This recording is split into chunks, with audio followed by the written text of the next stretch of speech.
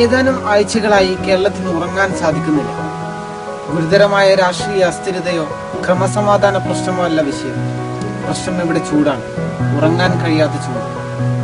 ആശാവാഹമല്ലാത്ത ഒരു ഭാവിയിലേക്കുള്ള ചൂണ്ടുവിരലാണ് ഈ ചൂട്.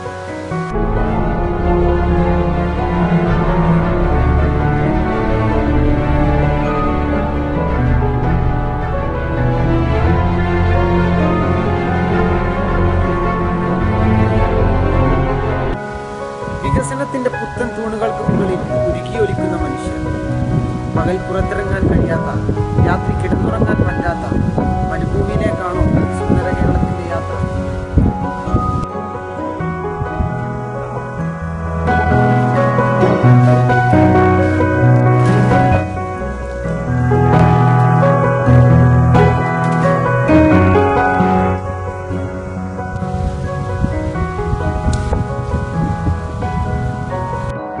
ഏട്ടാ, നിങ്ങളെ പേരെന്തായിരുന്നു? എൻ്റെ പേര് വിശാഖ്. എങ്ങനെയുണ്ട് ഈ വർഷത്തെ ചൂട്? വർഷം നല്ല ചൂട് കൂടുതലാണ്. പലർക്കും സൂര്യാഘാതം അതും ഏൽക്കുന്നുണ്ട്. വെള്ളം കിട്ടാനില്ല, ഒക്കെ വരണ്ട് ഉണങ്ങി പിടിച്ച് നിൽക്കുകയാണ്. പാടങ്ങളൊക്കെയാണ് നല്ല വരൾച്ചയിലാണ്. ജലദൗർലഭ്യം കൂടുതലാണ്.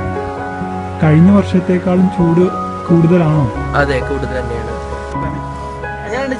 ചൂട് ജാസ്തി. പ്രിയ ജനസമൂഹം, നാം മാത്രമാണോ ഇവിടെ ജീവിക്കേണ്ടത്?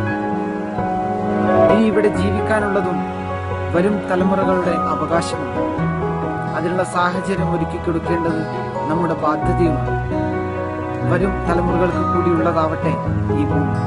ക്യാമറാമാൻ അനസ് ചോളിനോടൊപ്പം ഇമ്രാൻ അജ്മൽ, ഐഡിയൽ ന്യൂസ്.